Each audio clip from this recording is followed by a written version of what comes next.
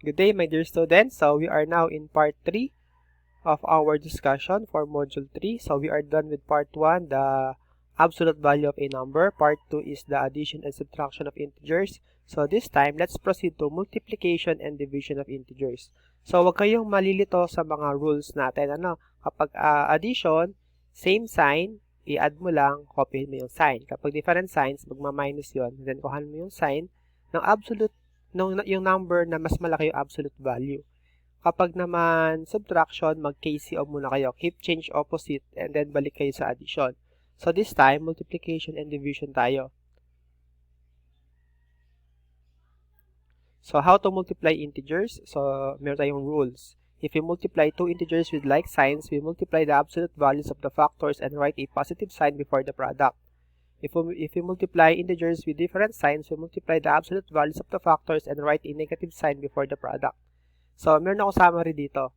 Kapag sinasabi ng rules na to, kapag magkamukha ng sign, yung dalawang integers, laging positive ang sagot. Kapag magkaiba naman ng sign, negative yung magiging sign nila. Okay? So, positive times positive is positive, negative sa negative ay magiging positive. Dito naman, tingnan nyo, magkaiba sila ng sign, kaya negative yan. Let's try this. So, you have negative 6 times positive 10. So, magkaiba ng sign, kaya negative to. So, 6 na 10, that is 60. Tapos, magkaiba ng sign, negative 60. 5 times negative 4. So, ganun din yan, negative 20, magkaiba ng sign. 8 times 3, parehas positive to. So, magiging positive 24. Negative 2 times negative 11 is positive 22. No, dalawang 11, so 22 yon.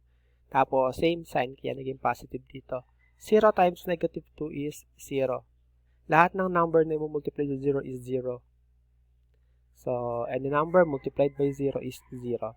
Negative 10 times positive 10. So, 10 times 10 is 100. They have different signs, so negative 100. 5 times 0. So, again, that is 0. Then, you have 4 times negative 1. So, you have negative 4. So, by the way, dito, kaya siya negative dahil magkaiba ng sign. And then, kapag any number multiplied by 1 is the number itself. Kaya, 4 din ang sagot dyan. Okay, so how to divide integers? Same concept ng sa multiplication. Kapag magkamukha ng sign, yung dalawang integers na pinag-divide natin, positive yung sagot. And then, if they have unlike signs, negative naman. So, rules in dividing integers. If we divide two integers with like signs, we divide their absolute values and write a positive sign before the quotient. If we divide two integers with different signs, we divide their absolute values and write a negative sign before the quotient. So, let's try this one. So, you have negative 12 divided by 6. Ilang 6 meron sa 12? Dalawa. Magkaiba ng sign, kaya negative 2 ang sagot. So, 5 divided by negative 5 naman, magkaiba ng signs, di ba? So, negative yan. 5 divided by 5 is 1. So, 81 divided by 9 is positive 9. Next, negative 20 divided by negative 4. So, same sign. Positive ang sagot dyan. Ilang 4 meron sa 20? So, you have 5. 0 divided by negative 2 is 0. And then, 33 divided by negative 3. So, magkaiba ng sign. Division pa rin ang ibig sabihin nito. Ilang 3 meron sa 33? 11. Magkaiba ng sign, kaya negative 11. So, how about number 7? So, 4 divided by 0. Iba yan sa number 5. Ang number 5, 0 divided by negative 2. Ang number 5, kapag ginawa mo siyang ganito ang itsura, yung form, yung 0 nasa taas, tapos yung negative 2 yung nasa baba. Dito, kapag ganoon, 0 ang sagot. Pero dito, kapag 0 yung nasa ilalim natin, the answer is undefined. Walang number na nag-exist na ganyan. Kahit itry nyo sa calculator yan, kahit anong number, i-divide nyo sa 0, error ang lalabas. So, undefined ang magiging sagot natin.